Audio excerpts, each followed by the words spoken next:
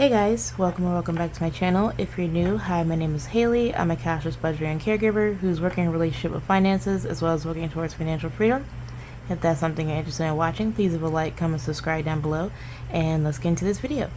Hey y'all, so sorry for posting this late. There were so many storm systems that were coming through, and then I was having different chronic medical issues, and my eyes were very sensitive, and I couldn't have the light on. And it was a whole lot of mess, basically, going on at one time this entire week. So I thank you guys for being here, and again, apologies for this being late.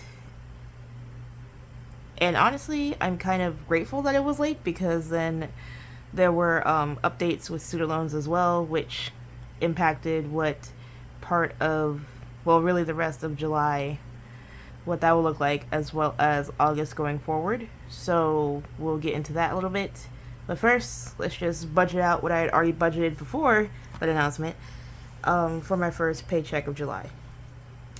So for July, we brought in a net of $1,012.41. And of this, $79.52 went to bills that I do not track here on YouTube. The change kind of bothers me a bit, but you know, we'll live. I'll live. Yes. I will go through the rest of this and come back to student loans in a minute, because I might need to grab other highlighters so I remember what I'm doing as well. So for ties, it's 10% of what my net was, and that difference between that and what I budgeted for was $6, so $196 went to ties from this check. My household bills remained the same at $320. Personal bills, my first one from this check at $35, came out as budgeted. Insurance, this is a new, I guess, split / addition. This $35 is for my dog's insurance. I am currently using Pets Best. Wow, couldn't say that for a minute. And rounding his insurance is $35 a month. I haven't decided whether or not I just want to keep any overage from that in my account, or like send the difference to his envelope. If you guys have any suggestions or ideas about that, please let me know. But I like having either multiples of 5 or even numbers in my budget, so I'm just going to leave it as $35, but I believe it's like $31.37 or something crazy like that. But I haven't decided, since it's new to me right now, I haven't decided whether or not I want to just keep the overage in my account, add it to my account buffer, or add it to his envelope, because again, I don't really use or track change, whether that be in my budget or in my envelopes. So yeah, leave any thoughts if you have any about that. There was no other unexpected additions here. This variable section is more likely going to change again come August, but I did send the equivalent of what $5 a week for the month of July would be to my Direct Plus loan, which is a total of $20 you see up here.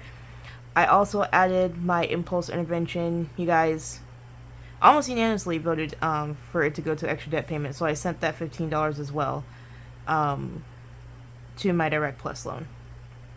And all of it, as of right now, went to principal, which is the change we'll be talking about in a minute. So my account buffer gets $2 weekly. This half of my variable or automatic savings usually comes out at the end of the month, and or out of my second check, so I don't really worry about them at this point. And my brokerage account, which I'm calling my future funds account, is still getting the $5 weekly. Alright, impulse intervention, thus far we have $15, which again went towards my Direct Plus loan. And now for my savings and sinking funds. This is where the magic happened, because I had absolutely nothing to put into any of my categories here. And these two are from my second check, so they don't get anything anyway. But yeah, I had absolutely $0. to put into savings this check. It is, I guess, I'm not trying to sound negative because it's not negative. Life happens, stuff happens. But this $79.52 bills I don't track on here, as well as adding to my buffer in case an expense comes out. I am just going to, actually I'm going to take it off of here, and I'm just going to consider it my intentional spending, because most of it stayed in my buffer, because I did have expenses I was expecting, but I didn't know how much they were going to be. So that $79.52 technically would be considered what I would call intentional spending right now. This is not negative in a way. Don't get me wrong, I was kind of upset the first time I went through a budget and realized I couldn't put anything into savings. And it's not a great feeling, and I know it's not a great feeling, but I'm also learning how to be more flexible in this case, especially with all life happenings and stuff going on at the same time. Just to let you guys know, as examples, I guess, I do have follow-up appointments, which again, I know I hit my out-of-pocket max, but if there's something within the visit that is not covered by my insurance anyway, I'll still technically be paying for it. So that could be drops. That was my dog sighing, if you guys heard that. That could be extra eye drops. That could be any type of machinery or specialist that they use, because I'm technically seeing a specialist. So there's no promises with that yet. House update is still, a lot of things are still up in the air, and I've gotten to the point where all I can do necessarily is save, but I don't really have a I guess a benchmark anymore, because there's so many backlogs. It's like pulling teeth to get people to do certain things, or certify certain things, or double check with paperwork and all this stuff that I just, one, don't want to deal with, because two, it's my childhood home. I'm not going to say I don't care about it, because I do care about it, but it's also not my home, right? So it's out of my hands in a lot of different ways that I wish it wasn't, but I just have to go with the flow on that too. And what I will get back to right now are the student loan changes. This budget is from what would have been Friday of last week, the 4th, which was a holiday, so banks were closed, obviously. And so, being that I usually get paid between Thursday and Friday, it just didn't really work out that well, obviously, because it's a holiday. So most of my transfers and stuff were done. Well, I didn't have any savings transfers, but most of my bills and transfers were done that Monday and Tuesday. And so that Wednesday, once I finished paying all my bills and everything, that's when I saw the official announcement that the general forbearance for the SAVE plan, or people who are on a SAVE plan, will start reaccruing interest come August 1st. So, would I have budgeted differently if I had known that? Probably. And there are cars speeding down the road. Anyway, would I have budgeted differently? Potentially. Maybe, maybe not. But it will affect what I'm doing going forward. So, I'm just going to go ahead and use my trusted Dusty Blue pen to let you guys know that since interest is accruing again August 1st, I've been contemplating whether or not I want to refocus back on my largest student loan, or just keep going with paying down my smallest student loan. I have used multiple calculators. I have done the math multiple different times over the past couple days. I've looked at all my scenarios, looked at all my options, And quite frankly, even though I love that avalanche approach because I'll technically be spending less, the difference between me using a debt snowball or debt avalanche method is all of a month and not even $100, as far as payoff date and payoff amount. So that to me, other people might feel differently. That to me is not really a big enough loss for me to choose one or the other or prefer one or the other, especially since I have paid down my student loans so much over these past 6 months, principal wise. So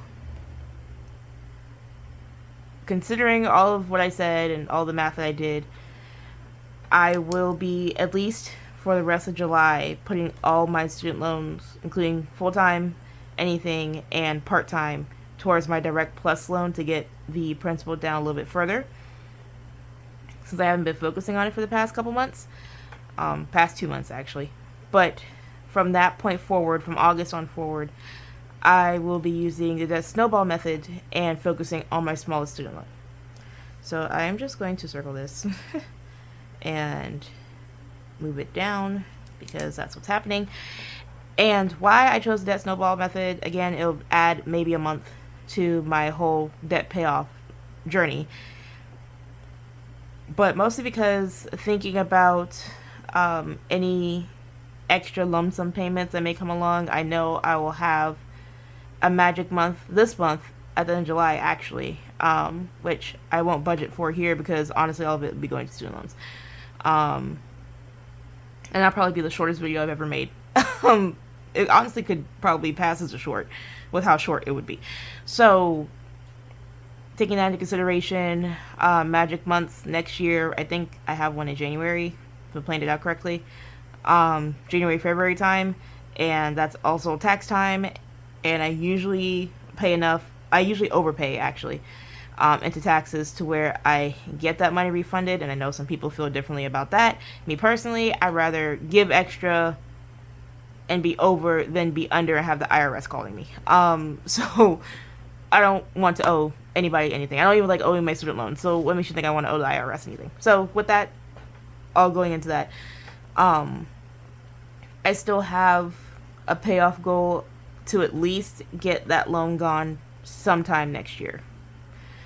Let me get my student loan sheet, tracker sheet that I work on with you guys. With this, I have not filled out July, obviously, because July just started. But since I am not putting any more towards my Stafford loan this month, at least, my Stafford loan did receive the $250 from my full-time check. These rows right here, these columns right here are all from my full-time. So I'll just put FT right here. So anytime I have a full-time check or put money towards the student loans for my full-time check, I consider those regular payments because they are. And avalanche / snowball payments, extra payments of any kind, that'd be part-time if I round down my account. If I have extra magic months, things like that will be in this column. So I did have, and I'm going to note, at least for Stafford, I did put $200 from my part-time check towards my Stafford loan.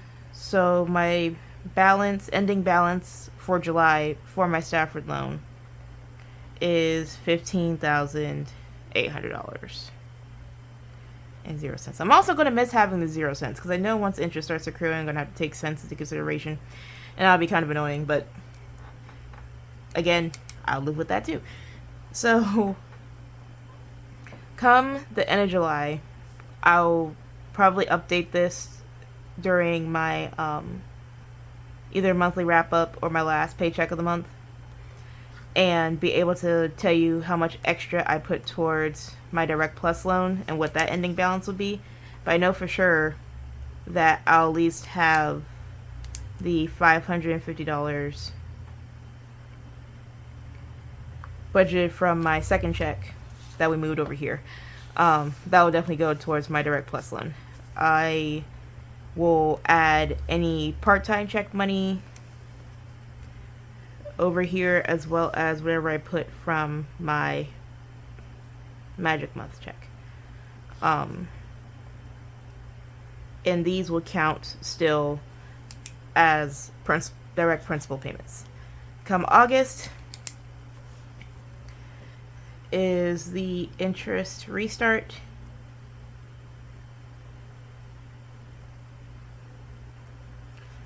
So I'll note that to myself over there.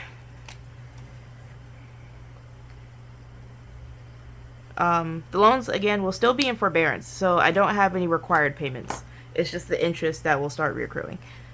So what this may look like from here on out is, these won't be zeros, which would make me a little sad, but I will be making extra payments towards my Stafford loan for the rest of the year, continue with that, and my Direct Plus loan will probably only get this $550 every month. Again, I am switching my approach. Could this approach switch again later this year, end of this year, beginning of next year? Of course. But my logic, I guess, at this point is if I can get my Stafford loan gone at least sometime next year, June of next year would be great. May, June time of next year would be great. But if I'm able to do that and put enough extra towards it to make up for the interest, because I think the interest is like $80, $85 a month if I paid nothing. So all my extra payments to get that principal down come June, July next year, I'll be able to focus all of my payments to my Direct Plus loan, and get that paid down as quickly as possible.